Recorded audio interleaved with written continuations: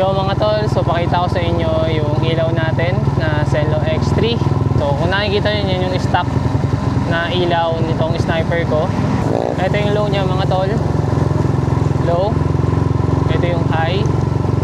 Yan. Grabe. Lakas. Natuwa ako sa ilaw na to mga tol. Passing. High.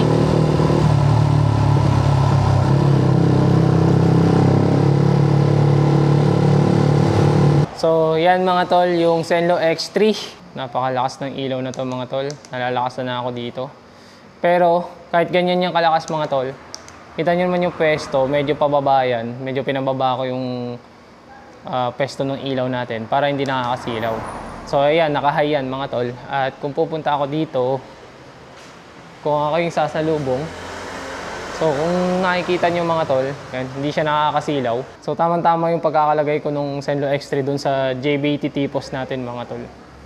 Kasi kahit sa malayo, yan, nakain na yan mga tol ha.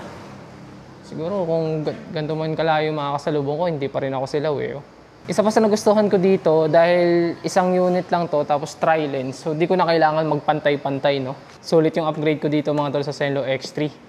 Check nyo dyan sa Yellow Basket kung ako sa inyo mag-upgrade na rin kayo.